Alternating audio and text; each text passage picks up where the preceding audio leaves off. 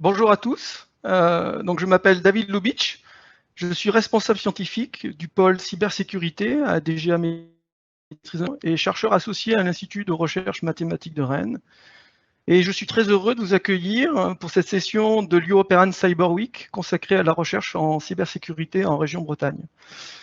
Donc, l'objectif de cette session, c'est de mettre en valeur le tissu de la recherche académique en lien avec la cybersécurité, en région Bretagne au travers d'un instrument central pour son écosystème, à savoir le pôle de recherche cybersécurité, dont l'un des axes forts est le travail de la synergie entre le pôle cybersécurité de la DGA et les laboratoires de recherche académiques.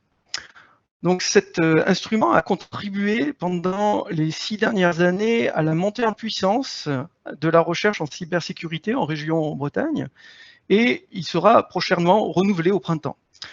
Donc c'est une étape importante qui nous a permis de faire un bilan des actions réalisées et de tracer des pistes pour l'avenir. Donc nous allons développer ce sujet.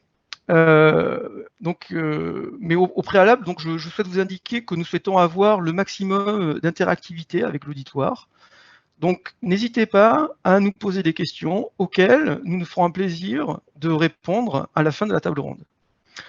Tout d'abord, je souhaite donner la parole à Lionel Morin, directeur de DGA Maîtrise de l'information, pour un mot de présentation.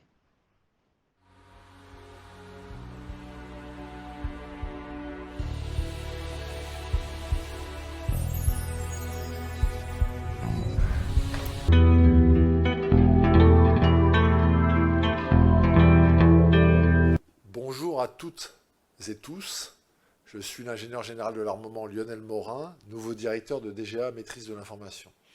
J'ai succédé à ce poste à Marie-Noëlle Sclaffer et je me réjouis de reprendre les rênes de cet établissement en forte croissance dans le domaine cyber, numérique et intelligence artificielle.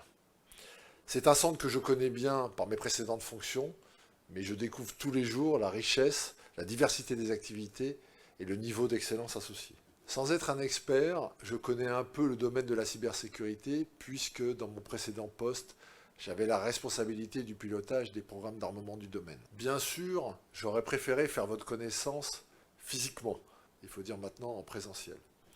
À l'occasion de cette séquence relais de l'European Cyber Week, mais à nouveau, nous nous plions aux circonstances sanitaires exceptionnelles du moment. Je tiens d'ailleurs à saluer au passage les capacités d'adaptation des organisateurs.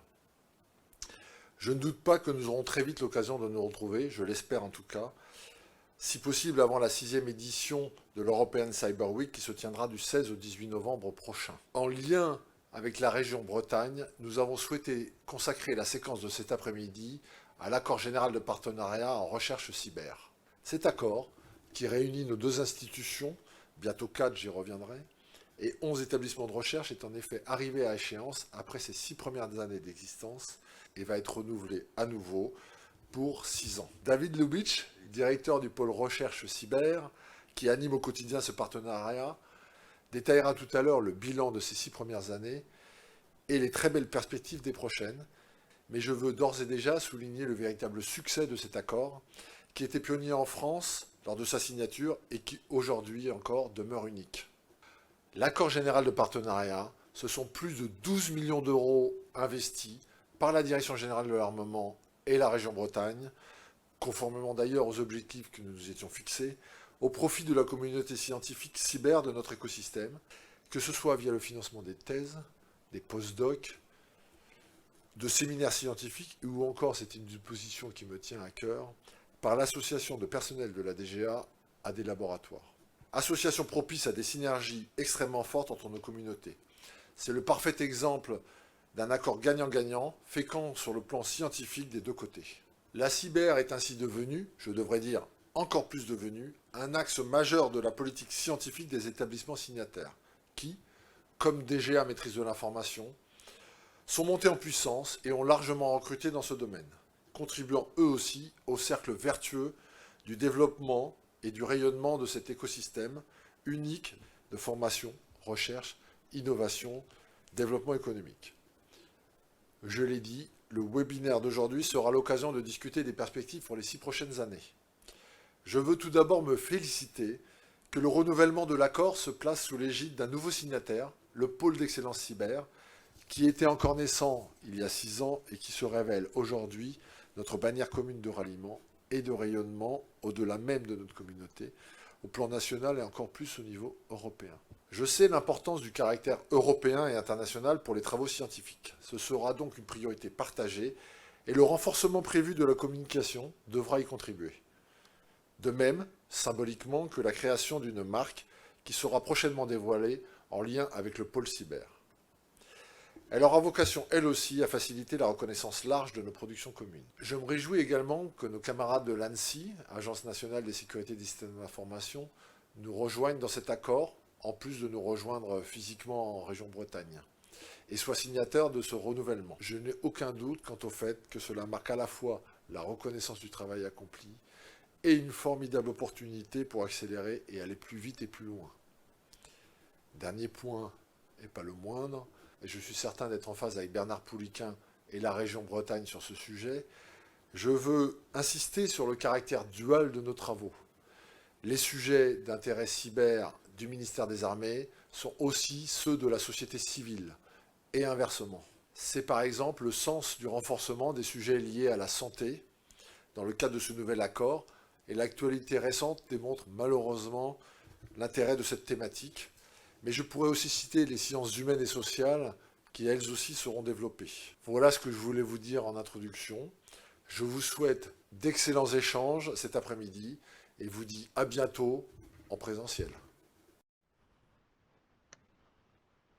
Donc je remercie Lionel Morin pour ce mot de présentation. Et maintenant, je vais donner la parole au deuxième grand parrain du pôle de recherche cyber, qui est la région Bretagne, représenté par son vice-président recherche, Bernard Pouliquin. Bien. Bernard, c'est à toi. Merci. Bonjour à toutes et bonjour à tous.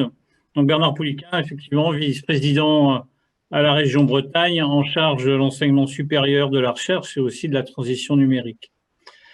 C'est avec cette double casquette, ESRI et numérique, en quelque sorte, que je soutiens depuis 6 ans maintenant la politique que nous avons menée pour accompagner le développement de la cybersécurité en Bretagne. C'est avec un grand plaisir, très sincèrement, que j'ouvre cette séquence. Et je ne peux pas oublier tout le travail réalisé de concert avec Marie-Noëlle Sclaffer sur ce sujet. Avant toute chose, je salue l'arrivée de Lionel Morin, le nouveau directeur de DGA de la maîtrise d'information. Et je suis ravi d'ouvrir cette session intermédiaire de l'European Cyber Week de concert avec la DGAMI en attendant l'édition 2021 de l'European Cyber Week en présentiel au couvent des Jacobins entre le 16 et puis le 18 novembre prochain.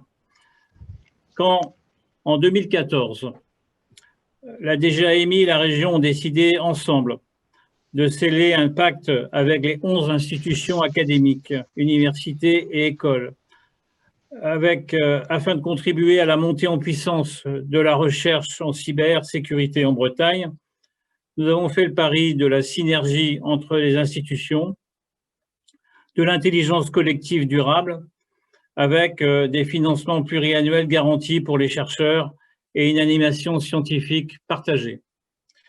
In fine, comme ça a été dit, c'est quand même 12 millions d'euros qui ont été investis par la DGA et la région. Et cet après-midi, nous allons partager ensemble le bilan de cette première étape pour mieux préparer la suite et l'accord qui va être prochainement renouvelé pour 2021-2027 avec de nouveaux partenaires comme l'ANSSI, ça a été indiqué par monsieur Morin, et l'Agence de l'innovation défense également qui est présente sur le sujet. Tout ceci n'aurait jamais pu avoir lieu, d'ailleurs au demeurant, sans la création du pôle d'excellence cyber.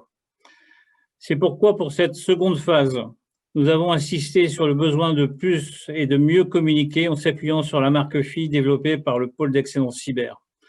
C'est un tournant, mais c'est aussi un gage d'avenir pour l'écosystème d'innovation en Bretagne que d'avoir un soubassement recherche fondamentale de l'excellence en matière de cybersécurité.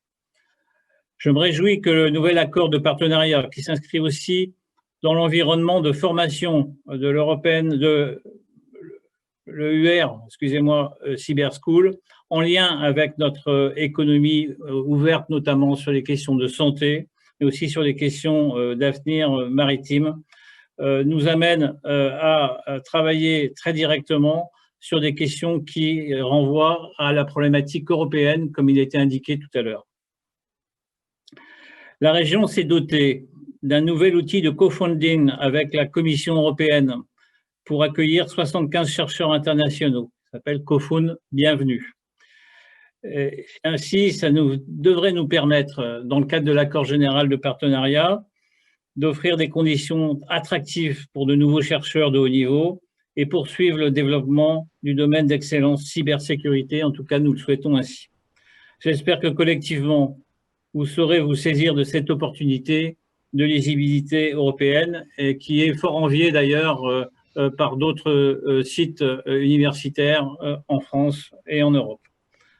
Enfin, je souhaite, et je sais combien David Lubitsch a œuvré et œuvre pour l'animation de l'accord général de partenariat, et je le remercie de mettre tout autant en avant la région que sa propre institution ou les établissements partenaires pour développer la dualité des sciences humaines et sociales et des sciences et technologies avancées. Au demeurant, on retrouve cette préoccupation dans les différents dispositifs que nous avons travaillés dans le cadre du contrat de plan État-région qui se déroulera également sur la période 2021-2027. Pour finir, la dimension européenne, comme ça a été indiqué par Lionel Morin, la dimension européenne sera un marqueur fort de ce deuxième accord et s'inscrit dans la stratégie d'innovation S3 que nous avons votée en décembre dernier en région Bretagne. Le levier cyber est véritablement une colonne vertébrale dans cette S3 et est un élément fort, on va dire, de notre stratégie régionale telle que nous l'avons votée en juin 2020. Voilà, je vous remercie et bonne table ronde pour la suite. Merci beaucoup Bernard pour cette intervention qui nous fait rentrer dans le vif du sujet. Et donc, comme je le disais, en fait, je vais vous présenter un petit peu le pôle de recherche cyber. Et cette présentation va servir de fil conducteur pour mettre en valeur d'une manière générale l'écosystème breton de la recherche et de l'innovation en lien avec la cybersécurité. Alors, excusez-moi, voilà. J'ai essayé de dérouler mes présentations. Donc, ma présentation du pôle de recherche cybersécurité va dérouler un certain nombre de points. D'abord, je vais vous expliquer brièvement en quoi consiste ce pôle de recherche cybersécurité. Je vais vous expliquer quelles sont les motivations pérennes et structurelles qui ont donné lieu à sa création.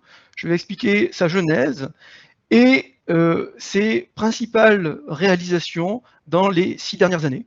Et ensuite, puisqu'on parle de renouvellement, je parlerai des projets pour l'avenir. Donc tout d'abord, je vais expliquer ce qu'est ce pôle de recherche cyber. Donc en bref, c'est l'entité concrète qui est créée par un accord général de partenariat qui a été signé en 2014 pour 6 ans par 13 partenaires et qui organise une gouvernance scientifique afin de gérer un budget d'investissement d'environ 2,5 millions d'euros par an, qui est principalement abondé par la DGA et la région Bretagne afin de financer des projets de recherche dans le domaine de la cybersécurité. Donc, comme je l'ai indiqué, cet accord sera renouvelé au printemps. Le partenariat regroupe des institutions de nature différente, ce qui en fait quelque part l'originalité. Ce pôle de recherche cyber n'est pas un LabEx, ce n'est pas un groupement d'intérêts scientifiques, ce n'est pas une agence de moyens, c'est vraiment un élément de structuration originale. Donc comme je le disais, il regroupe la DGA et la région Bretagne, donc une administration du ministère des Armées, une direction du ministère des Armées et une collectivité territoriale ayant compétence dans l'organisation de la recherche. Et puis, les tutelles des UMR, IRISA, IRMAR, IETR, LAPSTIC, IOD, donc les UMR développant l'expertise dans le domaine des mathématiques, de l'électronique, de l'informatique et des sciences humaines et sociales en lien avec le droit. Et donc ces tutelles, là encore, sont des institutions qui sont de nature diverses. Donc il y a des instituts de recherche nationaux que sont le CNRS et l'INRIA.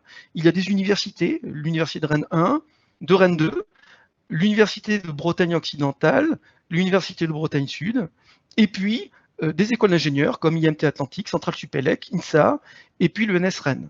Donc l'ensemble de ces partenaires académiques que je viens de citer regroupe une masse critique en termes de chercheurs travaillant au moins partiellement dans le domaine de la cybersécurité, correspondant à environ 300 équivalents temps plein. Donc c'est une masse extrêmement importante, et dont 4 équipes qui travaillent à 100% dans le domaine de la cybersécurité, dont 3 à l'IRISA et une au LAPSTIC, qui correspond à environ 110 ETP. Donc maintenant, je vais expliquer quelles sont les motivations qui ont prévalu à la mise en place de ce pôle de recherche en cybersécurité.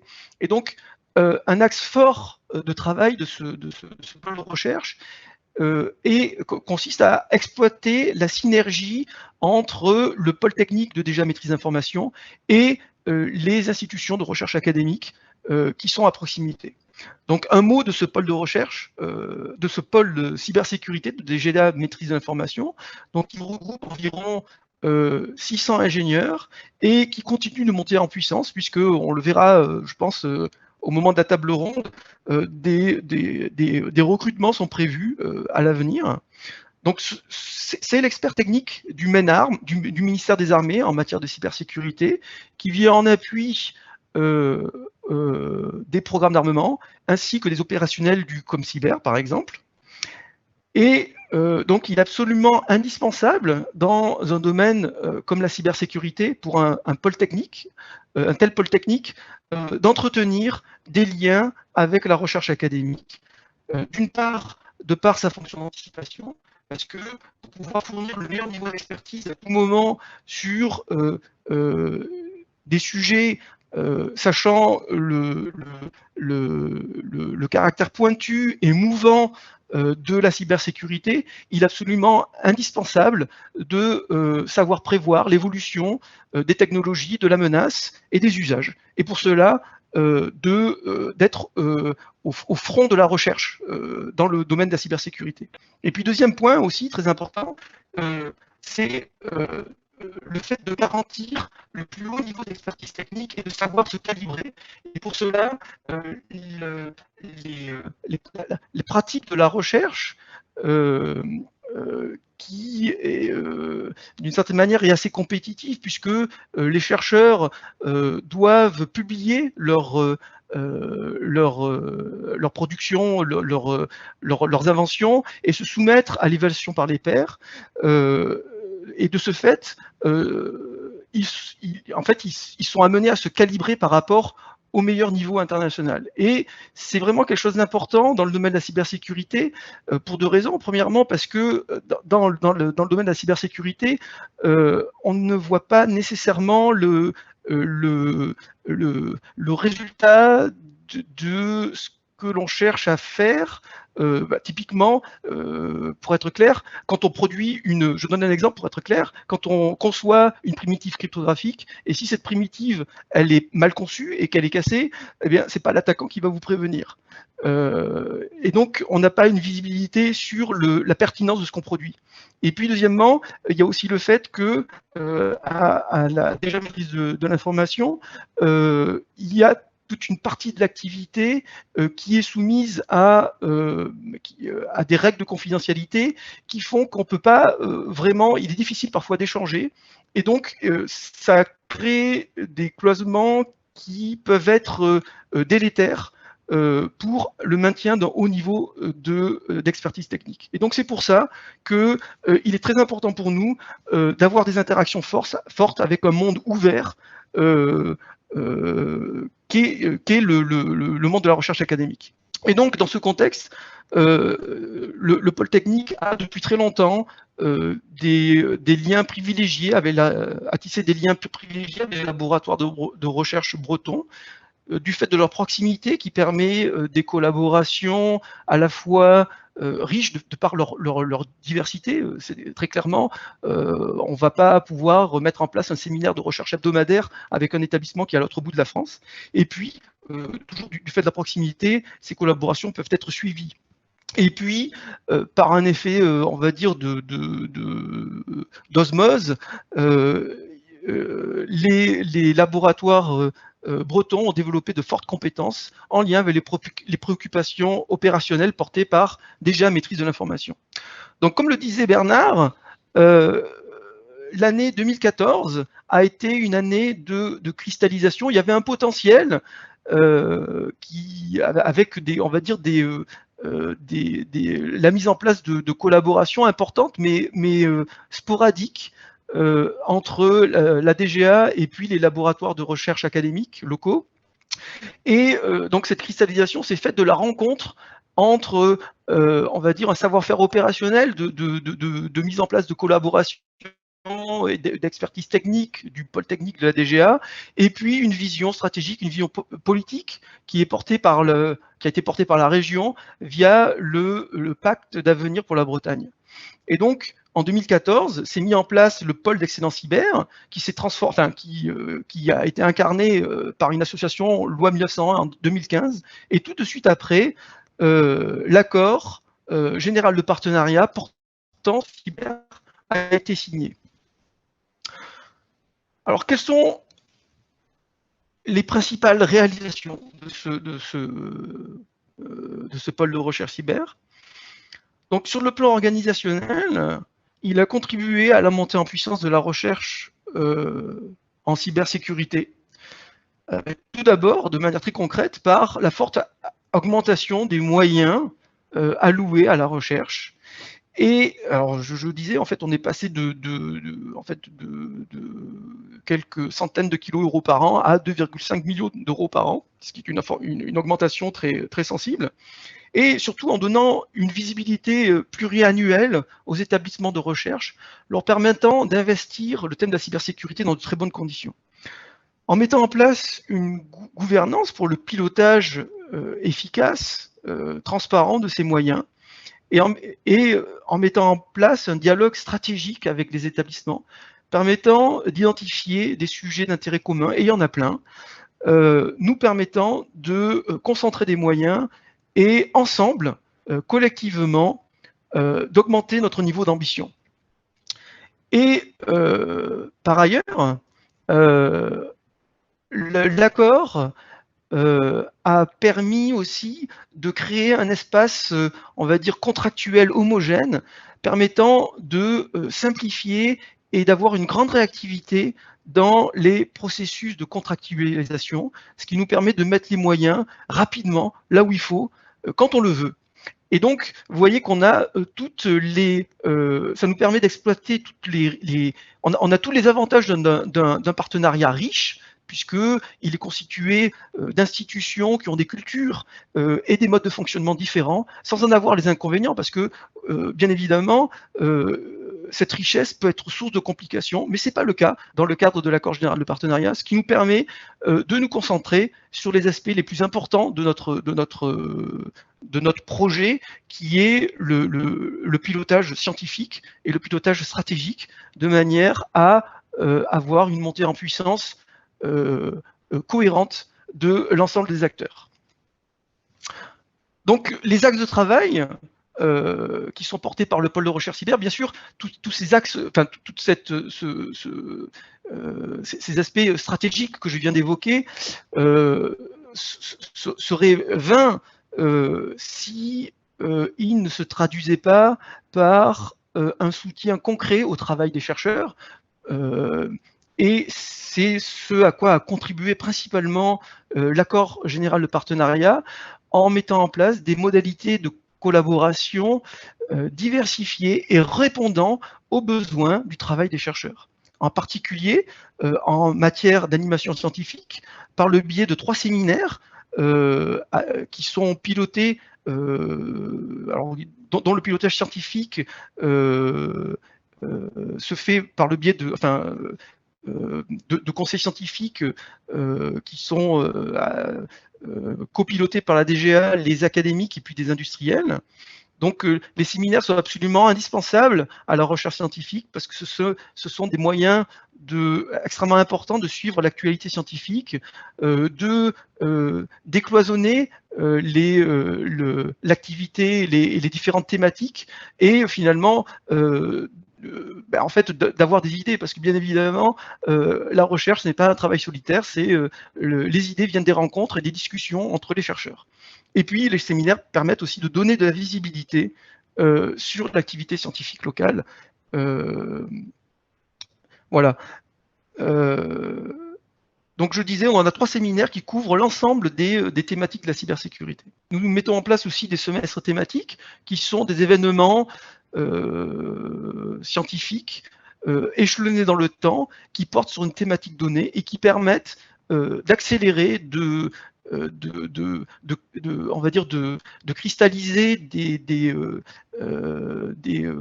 compétences, d'attirer des compétences autour d'une thématique que nous jugerions prioritaire. Et puis, bien évidemment, il y a des appels à projets qui permettent de financer des thèses et des post-docs via une sélection extrêmement compétitive organisée qui se fonde sur une évaluation croisée inter-UMR. Nous finançons environ 18 projets par an. Et toujours dans cette idée de décloisonner, d'exploiter les richesses de notre partenariat avec des institutions qui ont toutes un intérêt, une vision, on va dire, qui ont toutes un travail en lien avec la cybersécurité, mais qui ingénieurs, qui chercheurs jettent un regard oblique sur les différents sujets. Donc, il y a 15 personnels de DGA maîtrise de l'information, 15 experts, qui participent de la vie des laboratoires en ayant, comme leurs collègues, une activité de recherche académique à l'intérieur de ces laboratoires. Donc à retenir, on a appris, alors donc nous sommes un partenariat composé d'institutions vraiment diverses. Quelque chose d'important, c'est qu'on a vraiment appris à fonctionner ensemble en créant un collectif extrêmement fort. Au niveau des chercheurs, il y a une véritable communauté de la recherche qui s'est créée via les séminaires où on se rencontre régulièrement, via les évaluations croisées des projets de recherche. Donc la dynamique de cette communauté est clairement visible. Je vous invite, si vous êtes un expert, en tout cas ça peut vous intéresser, de vous inscrire à notre bulletin qui recense l'ensemble des événements scientifiques qui sont organisés par le biais du pôle de recherche cyber. Donc c'est une liste de diffusion qui est pas très bavarde puisqu'il y a un bulletin tous les mois. Et en fait, elle est le témoin de la dynamique scientifique mise en place par le pôle de recherche cyber. Et puis, donc, cette vision stratégique a permis aux acteurs académiques de se mobiliser sur la thématique, et ils ont excellemment joué le jeu en affirmant la cybersécurité comme une priorité stratégique de leur projet scientifique. Et cela s'est traduit par des recrutements, mais aussi de belles réussites dans des appels qui sont compétitifs, comme les appels PIA, avec le tout récent lancement, par exemple, de l'EUR Cyber School. Mais aussi par l'exploitation, la mise en place de moyens communs financés par le biais du CPER. Donc, on peut dire que le pôle de recherche en cybersécurité est devenu un élément structurant incontournable de la recherche en cybersécurité bretonne. Donc, comme je le disais, donc l'accord qui porte le pôle de recherche cybersécurité va être prochainement renouvelé. Donc, un nouvel accord sera signé au printemps 2021 pour 6 ans. cet accord est fondé sur un projet qui a été conçu en commun avec l'ensemble des établissements partenaires et qui tient compte de l'évolution de l'écosystème qui s'est entre-temps, depuis 2014, qui s'est notablement enrichi avec de nouveaux éléments de structuration extrêmement importants. En se fondant sur les acquis, c'est quand même extrêmement important de savoir tout ce qui a bien marché, mais aussi en ayant le regard aiguisé, le regard critique, pour améliorer tous les aspects que l'on pouvait du précédent accord, afin de porter l'ambition de positionner la recherche bretonne comme un acteur incontournable au niveau international. Donc, comme je le disais, en fait, nous apportons avec le renouvellement de l'accord de nombreuses améliorations, parmi lesquelles donc un partenariat renforcé avec la présence de nouveaux acteurs, et non des moindres, puisque l'ANSSI, qui va ouvrir une antenne en Bretagne, et donc qui est l'acteur de référence en France en matière de cybersécurité, va nous rejoindre, mais aussi de nouvelles écoles d'ingénieurs comme l'ENIB et l'ENSA Bretagne, et puis le rapprochement avec l'ENSAI, qui est une école de statistique qui entretient des compétences extrêmement importantes dans le domaine des statistiques, de l'intelligence artificielle et du big data. Nous espérons aussi augmenter notre budget d'investissement via une diversification des sources de financement. C'est ainsi que nous avons un partenariat avec l'EUR Cyber School pour notre appel à projet de thèse. Et puis, à terme, nous espérons que l'ANSSI participera au financement de projets de recherche qui l'intéressent.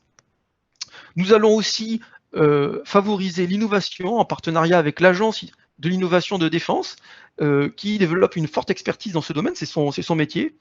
Nous allons renforcer le dialogue stratégique avec des établissements, toujours dans l'idée d'identifier des points d'intérêt communs et de monter en puissance sur ces sujets.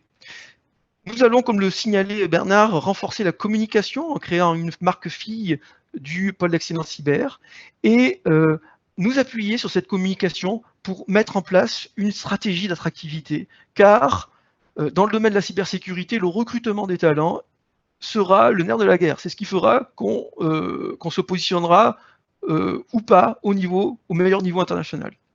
Et puis, nous souhaitons investir tous les domaines de la recherche en cybersécurité, en particulier en structurant mieux les liens avec les sciences humaines et sociales, car on sait très bien que les facteurs humains font partie intégrante de la chaîne de sécurité que nous souhaitons contrôler.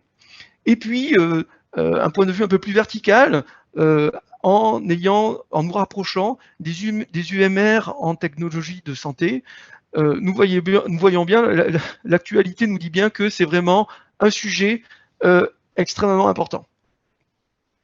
Donc, en conclusion, on voit bien que le pôle de recherche cybersécurité est un instrument original et performant qui fait partie des actifs essentiels au développement de la cybersécurité en région Bretagne.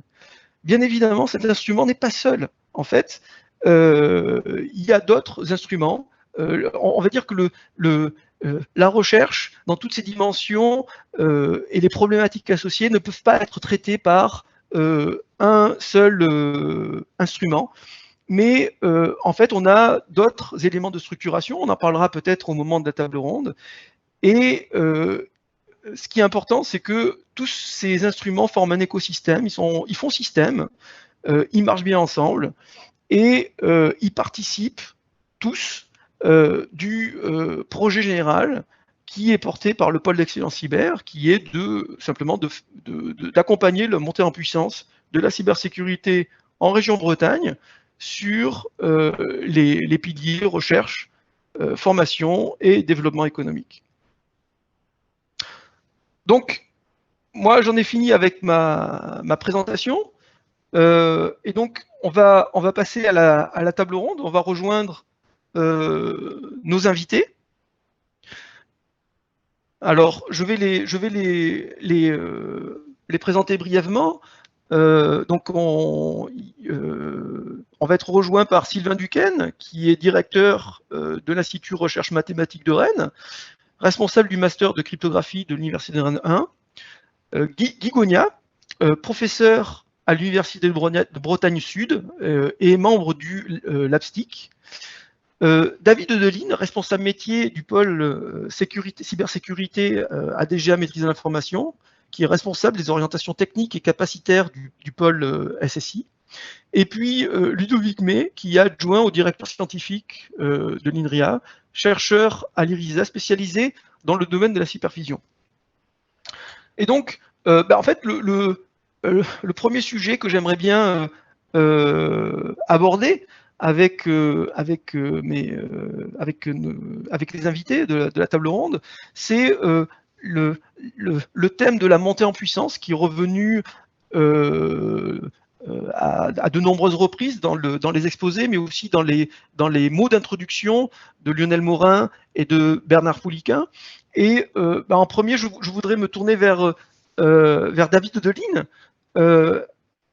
David, est-ce que tu peux m'expliquer concrètement cette montée en puissance au sein de DGANMI, comment elle va se traduire en termes, par exemple, d'effectifs et d'organisation? Oui, merci David. Donc bonjour à tous. Donc je suis effectivement responsable métier du pôle SSI de la DGA. Donc on travaille effectivement aujourd'hui sur la montée en puissance du pôle SSI, très concrètement pour faire face en fait aux expressions de besoins qui nous viennent aujourd'hui de notre principal donneur d'ordre, qui est l'état-major des armées, afin d'être en mesure de développer d'une part des produits de sécurité souverains qui nous permettent d'avoir un très haut niveau de confiance sur un certain nombre d'objets qui garantissent la sécurité de nos systèmes d'armes. J'aurai l'occasion d'y revenir dans la suite de la table ronde. Et puis aussi d'être en mesure d'apporter la sécurité dans les systèmes et donc sur des objets assez médiatiques comme le SCAF par exemple, dont on parle régulièrement, qui est un système complexe qui embarque un certain nombre d'aéronefs, certains avec des pilotes et certains autonomes, bien être capable en fait d'amener des services de sécurité dans ce type de système et être capable aussi de mesurer la performance cyber qu'on est capable d'atteindre. Donc tout ça, ça se traduit par une forte montée en puissance des effectifs de DGAMI. Cette montée en puissance, elle se fait de manière, je dirais, synchronisée avec le ComCyber, qui lui aussi monte en puissance pour qu'on ait au sein du ministère des Armées une vraie capacité d'action cyber. Donc sur le site de Bruges, donc pour DGA Maîtrise de l'information, pour donner quelques chiffres, on est passé, alors en 2011, on était à peu près 120 dans le domaine de la SSI. Aujourd'hui, on est en février 2021, au jour d'aujourd'hui, on est 550, donc on a eu une très très forte montée en puissance. Et cette montée en puissance ne va pas faiblir puisqu'on prévoit d'être à minima 800 personnes à l'horizon 2025, qui est en fait la fin de la loi de programmation militaire actuelle, sachant qu'il y a des discussions qui sont en cours pour éventuellement revoir cette trajectoire à la hausse pour arriver à faire face en fait à l'ensemble des besoins sur lesquels nous sommes sollicités. Donc tout ça, ça a des impacts évidemment très forts sur notre organisation. D'une part, je dirais de manière un peu triviale, mais qui a néanmoins toute son importance sur les aspects infrastructure, parce que une fois qu'on a recruté quelqu'un, c'est quand même bien de pouvoir lui affecter un bureau et puis un endroit où il puisse s'installer, même si on fait du télétravail en partie, on ne peut pas avoir tout le monde en télétravail. Donc on a il y a un aspect infrastructure qui est extrêmement dimensionnant. Et puis on a évidemment toute une organisation à mettre en place, notamment au travers de la formation, pour pouvoir accueillir, recruter des personnels, les accueillir, les former pour les amener au bon niveau d'expertise. Et le tout dans un contexte où il y a une très très forte compétition sur les recrutements cyber, puisque non seulement il y a des besoins très très importants, l'actualité s'en fait écho tous les jours en ce moment, donc on peut dire qu'on est sous les feux de la rampe, il y a des problèmes les attaques de cybersécurité qui tombent de partout. Donc, on sait que la situation dans les mois et les années à venir sur les recrutements d'experts en cybersécurité va être de plus en plus importante. Voilà. Donc, pour ça, on compte s'appuyer sur de la formation pour pouvoir faire monter nos experts en compétences et les amener au bon niveau. Merci David. Donc, il y a plusieurs aspects. Donc, dans ce que tu viens de dire, j'ai retenu qu'il y avait des besoins importants, et puis il y a des aspects aussi de formation. Et donc, je vais me tourner maintenant vers mes collègues chercheurs académiques pour leur poser la même question que celle que je t'ai posée. Donc, en particulier, je voudrais interroger Ludovic May pour qu'il m'explique comment se traduit en termes de recrutement, mais aussi de mise en place d'instruments structurants, la montée en puissance de la recherche en cybersécurité sur la place de Rennes. Okay, merci David de me donner la parole sur ce point. Donc, bon, peut-être déjà pour démarrer, hein, le monde académique rennais et breton plus largement. Moi, je vais vous donner des exemples rennais essentiellement ensuite, et puis mes collègues d'autres endroits de la Bretagne compléteront. Donc, le milieu académique breton n'a pas la puissance de feu de la DGA en termes de recrutement, bien entendu. Pour autant, donc, on ne va pas parler de centaines d'arrivées dans les dernières années ou de centaines d'arrivées dans les années à venir. En revanche, il faut mettre en avant des efforts qui ont été faits par les différentes institutions, donc que ce soit les grands organismes de recherche, INRIA, CNRS par exemple, que ce soit par les universités, Rennes 1 par exemple, toujours avec mon tropisme rennais, hein, que ce soit par les écoles, alors, à nouveau en donnant des exemples rennais, à l'INSA par exemple, à Centrale Supélec, à l'IMT Atlantique sur le campus de Rennes. Donc toutes ces institutions-là ont mis en avant, avaient déjà pour un certain nombre d'entre elles depuis longtemps la cybersécurité comme un des thèmes majeurs de leurs travaux scientifiques, ont accentué la mise en avant de ce domaine, et en grande partie en lien avec, bien entendu, ce qui s'est passé autour du pôle d'excellence cyber, et on fait des recrutements dans ce domaine-là. Encore une fois, on ne parle pas de centaines de personnes, hein, c'est quelques unités ou quelques dizaines d'unités au total, mais c'est tout à fait significatif. C'est significatif, mais c'est insuffisant. Ça vient d'être mentionné, la compétition est extrêmement forte pour le recrutement de personnel en cybersécurité. C'est vrai pour les ingénieurs, c'est vrai aussi pour ceux qui veulent s'engager dans une thèse, c'est vrai pour ceux qui veulent trouver un poste de chercheur à l'issue de la thèse, c'est vrai quand on cherche à recruter des post-doctorants, mais c'est vrai aussi quand on cherche à recruter des chercheurs plus expérimentés et plus matures.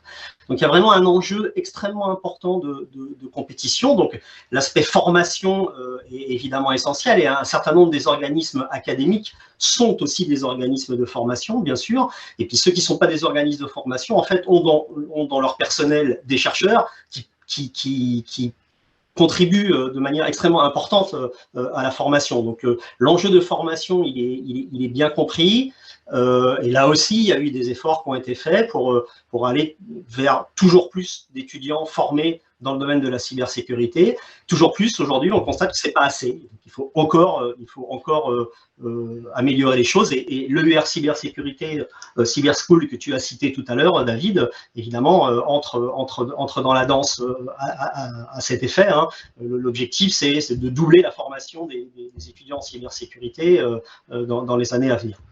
Voilà, donc il y a un travail de formation d'une part, et puis il y a un travail autour de la recherche. Alors tu me tendais la perche tout à l'heure en disant il y a des efforts de recrutement qui sont faits, et ces efforts de recrutement passent aussi par des efforts de structuration, et tu as tout à fait raison, c'est-à-dire qu'il y a, pour attirer des doctorants, pour attirer des post-doctorants, pour attirer des jeunes chercheurs sur des postes de maître de conf, mais aussi de chargé de recherche, et surtout pour attirer des chercheurs plus expérimentés sur des postes de prof ou sur des postes de directeur de recherche.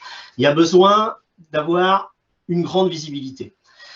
Alors, je pense que la Bretagne est bien visible d'un point de vue académique dans le domaine de la cybersécurité. À nouveau, je parle de ce que je connais, c'est-à-dire de la place, de ce que je connais le mieux en tout cas, c'est-à-dire de la place rennaise. Je pense que Rennes est clairement sur la carte des endroits qui comptent d'un point de vue académique dans le domaine de la cybersécurité.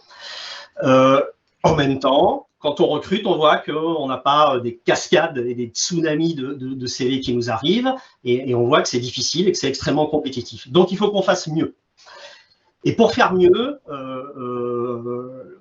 aiguillonné par la région Bretagne, disons, initialement, et puis soutenu fortement par la région Bretagne, les académiques rennais, demain peut-être un peu plus largement en Bretagne, se sont regroupés pour créer ce qu'on a baptisé C-Cube. Alors, on le prononce C-Cube et on l'écrit C3, pour Centre de compétences en cybersécurité, qui est un projet qui est en cours de montage, dont les partenaires académiques sont tous signataires de l'AGP. Alors c'est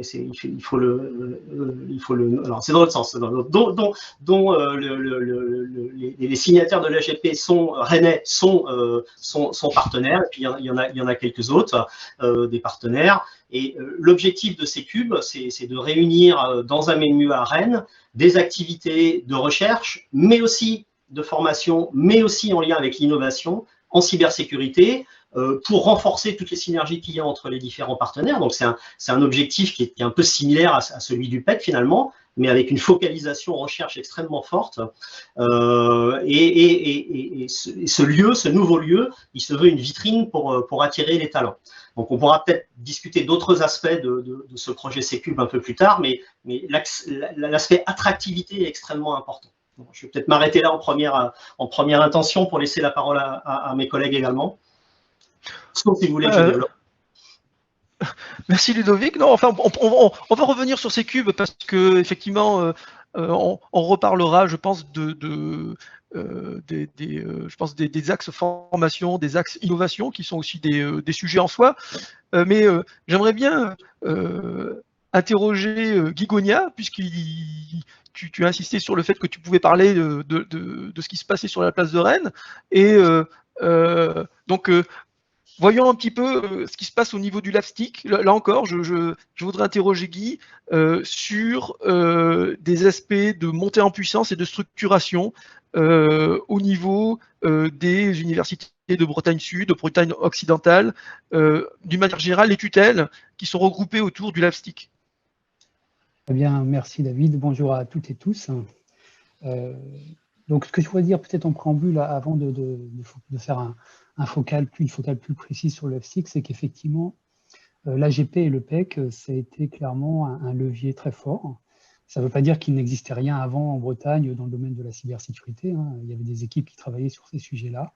Mais ça a vraiment été, ça a contribué et ça a été, je dirais, l'aiguillon qui a permis de vraiment renforcer, de dynamiser cette thématique-là et de faire en sorte que l'ensemble des acteurs, finalement, co-construisent une feuille de route en commun, avec des complémentarités qui sont clairement identifiées et qui font qu'effectivement, l'écosystème breton, il est, à mon avis, il est remarquable et parfaitement complémentaire entre les thématiques qui peuvent être à Rennes, qui peuvent être à Brest, qui peuvent être à Vannes ou à Lorient. Et tous ces partenaires se connaissent très bien et travaillent très bien ensemble. Donc ça, c'est aussi quelque chose qui est important parce que, comme le disait Ludovic, aujourd'hui, on a besoin de toujours plus et toute énergie qui sera mise dans cette thématique-là est une énergie nécessaire. Donc si j'en reviens maintenant au LAVSTIC, je dirais que la thématique cyber, elle existe depuis 2012 avec effectivement des équipes qui sont clairement 100% cyber, mais d'autres équipes qui abordent la thématique cyber en complément à d'autres expertises qu'ils peuvent avoir. Un des éléments qui caractérise cette évolution ces dernières années, je pense, c'est effectivement le nombre de chercheurs et d'enseignants-chercheurs qui ont été recrutés. Donc là encore, on est dans le même écosystème avec Ludovic, hein, donc effectivement, ça ne se compte pas par centaines, mais ceci étant, c'est significatif en termes de capacité à conduire des recherches et à développer des formations. Et puis, ce qui est un autre point important, c'est qu'il y a des éléments aussi qui font que tout ça se renforce et se consolide, notamment à travers, je vais citer deux aspects, les chaires industrielles. Donc, je voudrais en citer deux, notamment une chaire qui est orientée sur le maritime, donc la chaire cybersécurité des systèmes navals, qui effectivement applique la problématique de cybersécurité à des infrastructures du type navire. Et puis également une autre chaire qui est plutôt dans les infrastructures critiques. Donc ça, ce sont des éléments où il y a un très fort partenariat entre les chercheurs et les acteurs, les partenaires industriels. Autre élément que je voudrais indiquer en dehors des chaires, c'est effectivement la volonté d'aller sur un rapprochement de l'innovation et des laboratoires. Et donc la mise en place un peu de manière, on va dire, symétrique du C-Cube. Il y a un projet de technocampus numérique et cybersécurité à Vannes qui a finalement aussi cette ambition de rapprocher à la fois les volets formation, innovation et puis recherche.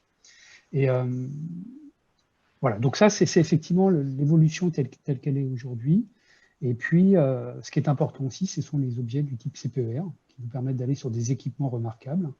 Donc sur la période précédente, il y a eu le CPER CyberSSI qui a rassemblé tous les acteurs bretons, qui balayait un ensemble de sujets depuis des aspects vraiment cryptographie, pense quantique, jusqu'à système de surveillance, système de détection d'intrusion. Et puis, dans le CPER qui est devant nous, on voit aussi que cet effort se poursuit, avec parfois des aspects plus thématiques. Donc, je penserai au CPER usine du futur.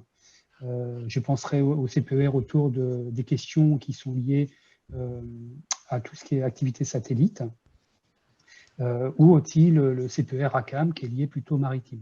Voilà, donc on voit que tous ces éléments-là se développent, se renforcent et je pense apportent une réponse et une attention très intéressante à l'écosystème qui nous entoure. Voilà David pour les premiers éléments. Merci Guy. Et donc, en fait, je vais me tourner vers Sylvain, donc directeur de l'IRMAR. Et donc, je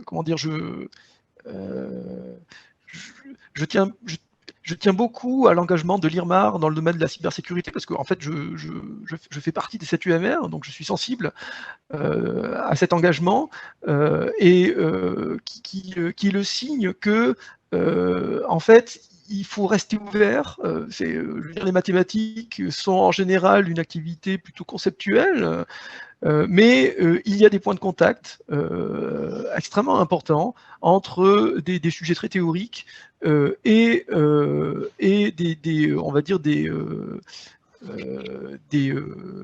va dire des réalisations pratiques en lien avec la cybersécurité. Et donc Sylvain, est-ce que tu peux nous expliquer, est-ce que tu peux nous décrire très rapidement ton UMR et les points de contact, les potentialités, donc les réalisations. Donc en fait, il y a des équipes, il y a des gens qui travaillent dans le domaine de la cybersécurité, mais aussi il y a un potentiel, il y a des projets en cours, je pense. Oui, merci David. Donc l'IRMAR, c'est effectivement le laboratoire de mathématiques de Rennes, et c'est l'un des plus importants laboratoires de mathématiques français, qui bénéficie d'une excellence scientifique largement reconnue au niveau international. Et il y a effectivement une activité significative sur des aspects très importants de la cybersécurité, mais aussi un important potentiel pour augmenter cette activité. Je pense par exemple aux statistiques ou à la cryptographie post-quantique. Ça commence à se faire ces dernières années via des doctorants et des post-doctorants qui sont recrutés sur ces thématiques. Et puis aussi avec la mise à jour des programmes du master de cryptographie et donc qui intègrent au fur et à mesure des années ces nouvelles thématiques. Et puis, bien sûr, comme ça a déjà été évoqué, ça montait en puissance dans le cadre de la Cyber School, qui a pour ambition donc, de doubler le nombre d'étudiants formés à la sécurité, à la fois pour des débouchés industriels ou de recherche étatique, comme à la DGA, mais aussi pour la recherche académique, qui a aussi des gros besoins en bons candidats en cybersécurité, comme Ludovic l'a déjà évoqué. Donc, en termes d'activité, il y a plusieurs aspects sur lesquels l'IRMAR est impliqué. Le gros de l'activité, ça tourne autour de la cryptographie à clé publique, puisque c'est un domaine qui fait intervenir beaucoup de mathématiques. Et donc, on a en particulier au niveau classique, c'est-à-dire attaquable par un ordinateur quantique, on a une expertise importante sur l'utilisation des courbes algébriques pour la cryptographie. Et donc à l'heure actuelle, c'est ce qui se fait de plus sûr et de plus efficace, y compris en environnement restreint. Et on travaille sur des améliorations en termes d'efficacité ou de résistance aux attaques, mais aussi à des généralisations à des objets plus évolués ou pour de nouvelles applications concrètes. On a d'ailleurs plusieurs collaborations en cours avec des industriels sur ce type de sujet, que ce soit pour la création de nouvelles courbes d'intérêt ou pour la résistance aux attaques. Et puis, on est aussi impliqué dans la cryptographie post-quantique, en particulier la cryptographie à base de code correcteur ou d'isogénie entre courbes. C'est des sujets plus exploratoires parce qu'ils ne sont pas encore déployés au niveau industriel, mais là aussi, on a le potentiel scientifique pour accroître notre activité sur ces thématiques.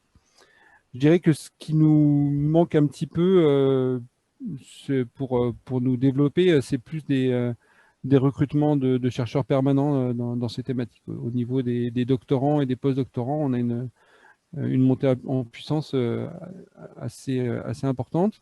Au niveau des relations avec les industriels aussi, c'est plus sur les recrutements de chercheurs permanents que c'est un petit peu compliqué au niveau mathématique. Ce n'est pas spécifique à ce domaine-là, hein, c'est une problématique plus générale. Et puis après, effectivement, il y a un certain nombre de projets et un certain nombre de points sur lesquels, de points de contact potentiels entre les mathématiques et la cybersécurité. Donc, je pense par exemple à la cryptographie homomorphe ou à la cryptographie fonctionnelle. Donc, c'est des types de cryptographie qui permettent de travailler directement sur les données chiffrées et qui permettent donc d'améliorer le respect de la vie privée. En particulier dans le traitement des bases de données pour l'apprentissage de statistiques, par exemple. Donc, de pouvoir faire de l'apprentissage sur des données chiffrées et donc sans avoir accès aux données qui peuvent être privées. Donc ça, c'est une activité qui, là encore, se développe à l'IRMAR ces dernières années, enfin même ces derniers mois plutôt, en interaction avec des entreprises. Il y a aussi dans le domaine des statistiques où il y a beaucoup de potentiel. Par exemple, sur la question des générateurs d'aléas. Et il y a aussi des travaux en cours à l'IRMAR sur la détection de statistiques d'événements rares qui peuvent être utilisés pour détecter des intrusions ou des attaques. C'est un travail qui est assez théorique et qui va demander pas mal de maturation avant d'arriver à des applications concrètes comme la construction de procédures de détection, mais qui sont des points qui peuvent être importants pour la cybersécurité. Et puis, bien sûr, il y a les techniques d'apprentissage statistique, donc de machine learning, d'intelligence artificielle, qui interviennent à plusieurs niveaux dans la cybersécurité. Et pour lesquels il y a un certain nombre de chercheurs qui sont impliqués sur ces thématiques-là à l'IRMAR et qui pourraient donc s'orienter vers des applications en cybersécurité. Donc c'est clair que c'est un aspect à développer à l'avenir. La problématique qui va se poser ici, c'est plus que cette thématique de l'intelligence artificielle. Il n'y a pas qu'en cybersécurité qu'elle se développe ces dernières années, ça se développe de partout. Et donc, les collègues sont très, très sollicités. Donc, c'est pas facile d'arriver à les orienter vers la cybersécurité, d'autant que c'est pas un domaine auquel ils sont habitués. Ils sont plus habitués à travailler avec les gens en santé, en environnement, en agronomie, par exemple. Donc, voilà ce que je peux dire sur l'activité des mathématiques en lien avec la cybersécurité. Merci Sylvain. Donc, en fait, puisque tu as parlé des thématiques, je vais me tourner vers David Deline pour lui demander en fait de citer rapidement 3 thématiques qui lui semblent absolument essentielles de creuser en lien avec des préoccupations opérationnelles de cybersécurité. Et qu'on pourra essayer de mettre en regard avec ce qui se fait dans les laboratoires académiques. D'accord. Merci David. Donc 3, ça va m'obliger à faire des choix.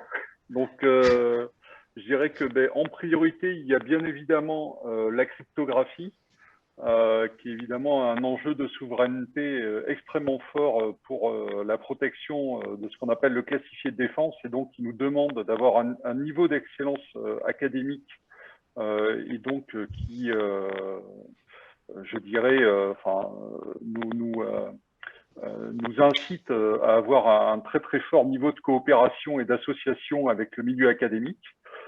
Donc la crypto, que ce soit la crypto classique sur laquelle on continue à développer des algorithmes ou les travaux sur la crypto post-quantique. Donc ça, c'est évidemment la première thématique qui est extrêmement centrale. Je pense qu'il y a une deuxième thématique qui est extrêmement importante, qui est la sécurité des matériels et des systèmes embarqués. Tout simplement parce que on est dans un environnement où le numérique est de plus en plus présent dans les systèmes d'armes, et on voit de plus en plus en fait de capacités numériques embarquées dans les systèmes, et il devient de plus en plus important d'arriver à maîtriser le niveau de cybersécurité d'un calculateur embarqué dans un sous-marin, dans un aéronef, ou dans un véhicule, voilà, pour des raisons évidentes. Troisième thématique que je mentionnerai, c'est évidemment tout ce qui est lié à la supervision de la sécurité, à la détection et à la lutte informatique défensive, qui reste évidemment un élément central, puisque quand on regarde un petit peu les trois piliers de la cybersécurité, on a le pilier de la protection, donc où la crypto est évidemment centrale, mais comme on est dans des systèmes qui sont de plus en plus interconnectés, eh bien on a aussi de très forts enjeux en fait de surveillance et de détection des attaques. Là encore, l'actualité récente, puisqu'il y a eu un certain nombre d'articles qui sont parus, notamment sur les attaques qui ont ciblé par exemple la force Barkhane au Mali. Donc on a aussi des enjeux très très forts dans ce domaine-là. Donc voilà, donc si je devais en citer trois pour démarrer, ça serait ces trois-là. Ah, merci David. Donc tu as parlé de crypto, et donc je connais bien le sujet, en tout cas la crypto est principalement localisée sur la place de Rennes. On en a déjà un petit peu parlé à l'IRMAR. Il y a aussi une équipe forte à l'IRISA. Ludovic, tu peux en dire deux mots? Oui, tout à fait. Donc, il y a une équipe qui a été construite il y a déjà quelques années à l'IRISA qui s'appelle EMSEC, qui a un certain nombre d'activités dans le domaine de la cryptographie. Donc, une première activité, disons, autour de la conception de chiffres, en particulier post-quantique.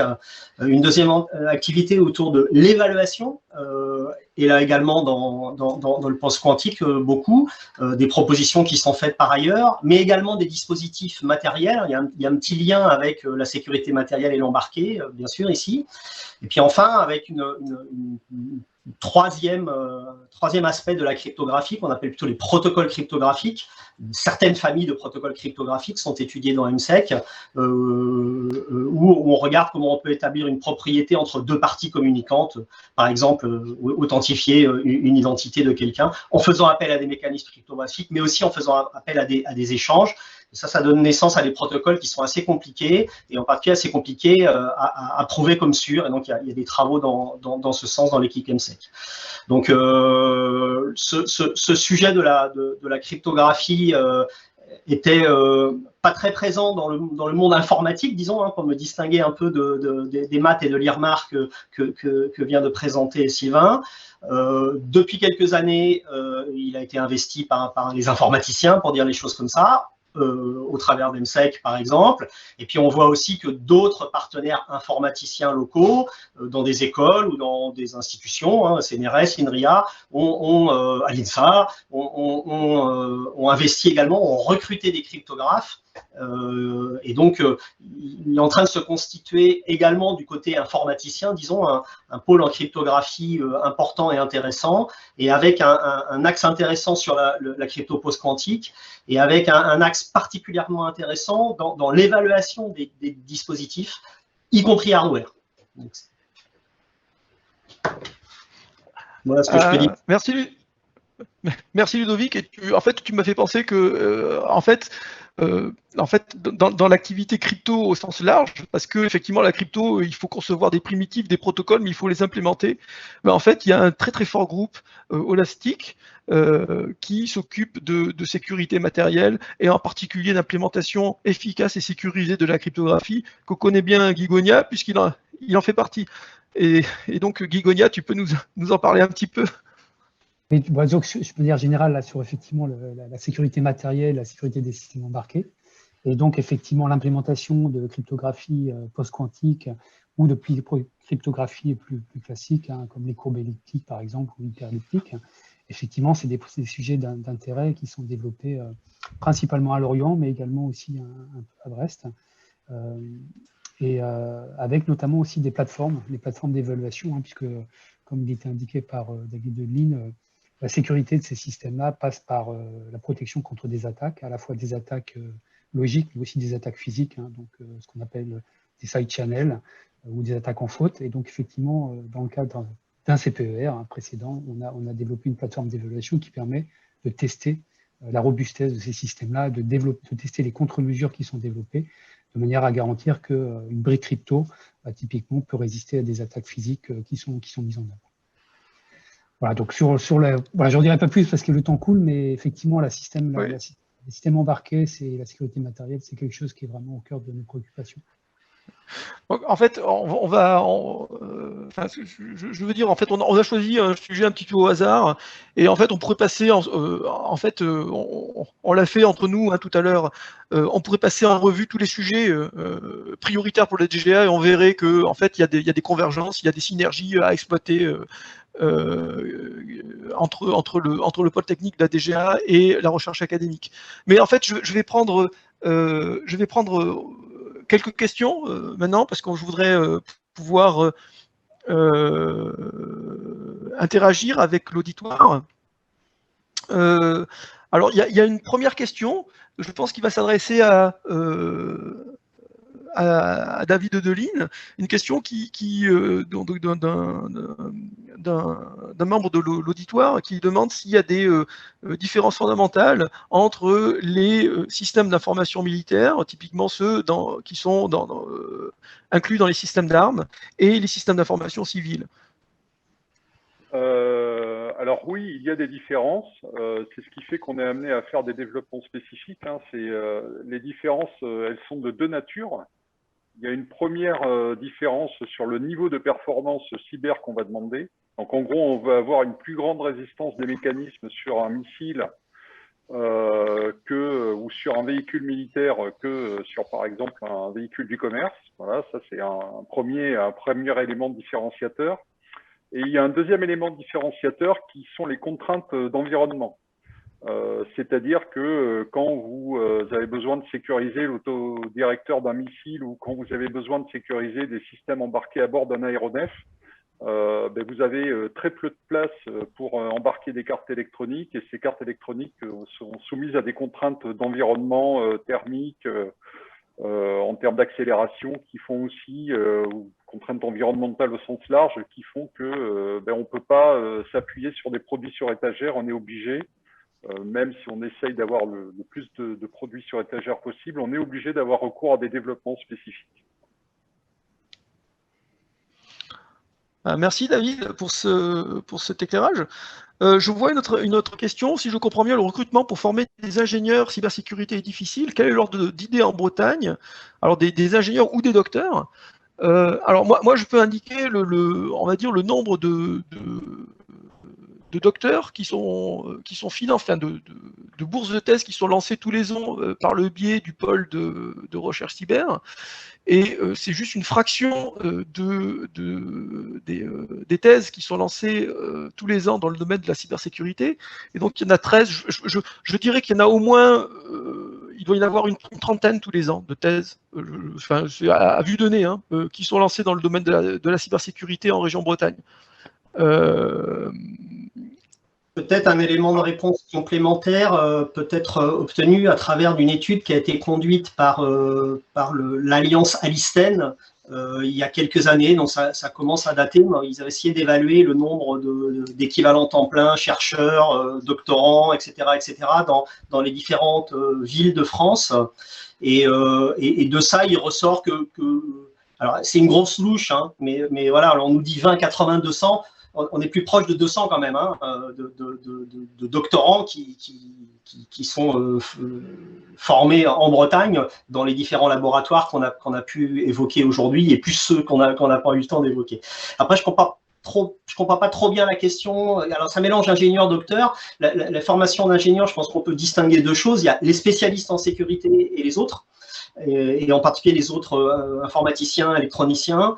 Je pense que les spécialistes en sécurité, j'ai une vision qui n'est pas complètement claire à l'échelle de la Bretagne. En revanche, à l'échelle de Rennes, on voit que vraiment des spécialistes en sécurité, là aussi, hein, on va compter en centaines, disons, hein, c'est cet ordre de grandeur-là. Encore une fois, l'objectif de l'EUR, c'est de doubler ça. Et puis, il y a aussi beaucoup d'ingénieurs en sécurité qui sont formés. Donc, moi, je suis de l'Est de la Bretagne, mais il y a aussi beaucoup d'ingénieurs qui sont formés à Brest, à Vannes ou à Lorient. Donc, vous voyez, on forme déjà beaucoup, mais ce qu'on a voulu dire tout à l'heure, c'est qu'on formait insuffisamment étant donné la demande. Juste pour compléter, je pense qu'effectivement, il y a 3 niveaux de formation. Il y a les niveaux techniciens. Je pense qu'il ne faut pas non plus oublier parce qu'il y a des demandes importantes au niveau Bac+3. Donc, il y a des niveaux de formation technicien. Au niveau ingénieur et master, là, je pense qu'effectivement, on est en plusieurs centaines. Hein. À mon avis, c'est difficile comme ça parce qu'on ne s'est pas concerté, mais je pense que 300 ingénieurs et master qui sortent chaque année, à mon avis, c'est une fourchette basse. Et puis après, il y a les docteurs qui est un autre niveau, effectivement, qui est également très important. Et donc, je vais interroger aussi Sylvain sur cette question parce qu'il dirige une formation donc un master de cryptographie à Rennes, donc qui s'apparente à une formation au niveau ingénieur. Combien d'étudiants tous les ans sont formés dans le cadre de ton master, Sylvain? On forme une petite vingtaine d'étudiants par an dans le master de cryptographie. Et quels sont les débouchés? Les débouchés, c'est principalement ingénieur R&D. Après, il y a... Oui, essentiellement c'est ça. C'est-à-dire qu'après, à la marge, il va y avoir des ingénieurs simplement développement et puis des gens qui vont faire plus de la recherche éventuellement académique. Mais le gros des débouchés, c'est ingénieur R&D dans des entreprises comme Thales, Orange, des choses. Ok, merci Sylvain. Bon, en fait, malheureusement, on pourrait continuer à discuter. Vous voyez qu'on a commencé par parler de recherche, de montée en puissance, de l'activité de cybersécurité. Nous avons passé en revue des thématiques et on voit bien qu'il y a des synergies très importantes entre les différents établissements. On a parlé de formation et là encore, on voit que chaque acteur de l'écosystème régional apporte sa pierre à l'édifice et que finalement, bon, en fait, ces discussions, on les a en permanence. Hein, on a des structures de gouvernance, on se connaît tous bien, on interagit régulièrement sur toutes ces questions et on essaie d'organiser les choses de manière à ce que tout se passe bien, tout se passe au mieux. Et voilà, donc, mais comme je le disais, en fait, on doit mettre un terme à cette table ronde. Je vais maintenant passer la parole à Pierre-Arnaud Borelli, qui est le délégué général du pôle d'excellence cyber et qui est en fait l'association Loi 1901 qui justement chapeaute l'ensemble de ces sujets, recherche, développement économique et puis formation. Pour un mot de conclusion. Merci David. Bonjour à tous. D'abord, je tiens à féliciter l'ensemble des intervenants de cet après-midi. Les échanges ont été très riches et j'ai cherché l'expression parmi tout ce que j'ai pu entendre qui résumait le mieux ce que vous avez pu dire quant à ce mariage de la dualité entre différents mondes, celui du monde militaire, du monde civil, celui de la recherche, de l'académique, du secteur privé. Et en fait, j'ai entendu dans la bouche de Sylvain potentiel scientifique. Et ça m'a ramené tout de suite aux grandes constructions scientifiques à l'issue de la Deuxième Guerre mondiale. Et même si la recherche en cybersécurité n'a pas commencé en 2014 avec la rencontre de l'ambition du ministère des Armées de la région Bretagne, du pacte défense cyber et du pacte d'avenir pour la Bretagne, eh bien effectivement, nous trouvons au quotidien et à travers le renouvellement de l'accord général de partenariat les outils et l'initiative du développement du potentiel scientifique de notre pays. Et ça, c'est beau et c'est une très belle ambition.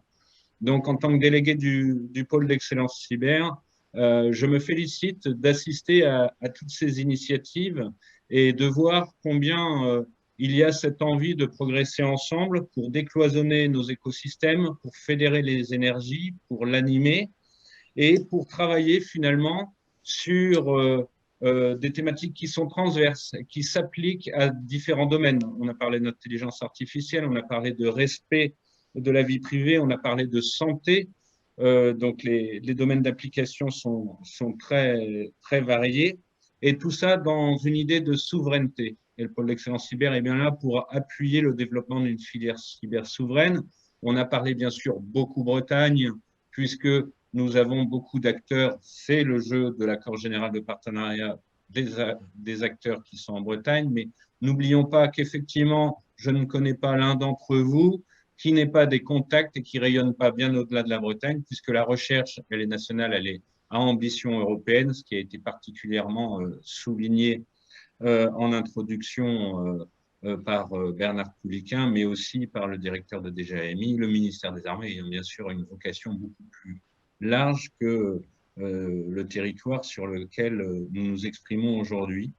Donc, je tiens encore à remercier chacun de cette participation, de cette énergie qui est mise au service de la recherche et de l'innovation, puisqu'il s'agit bien de rassembler, de décloisonner et de rapprocher, ça aussi ça a été dit, l'innovation applicative, donc la recherche de l'innovation applicative et du développement économique, avec l'ambition d'avoir plus de formation aux différents niveaux requis et donc ainsi de développer l'ensemble de notre socle souverain de cyberdéfense et de cybersécurité.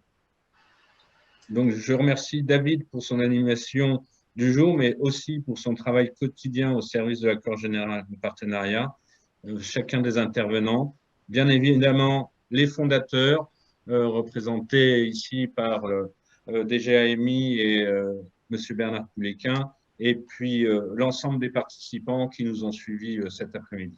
David, je te laisse dire le dernier mot. Merci beaucoup Pierre Arnaud. Et donc je vais juste reprendre la parole pour en fait remercier l'auditoire et faire un petit appel.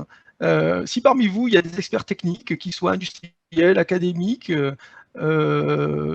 travaillant au ministère des Armées, n'hésitez pas à venir nous rejoindre. On a des séminaires. Alors en ce moment, ils ne fonctionnent pas très bien, mais après la fin de la crise sanitaire, tout va rentrer dans l'ordre, j'espère.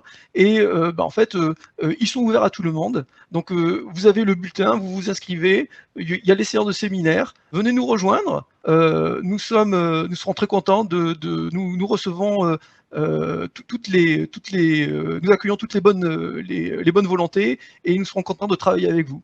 Voilà, merci à tous et puis bonne fin de journée.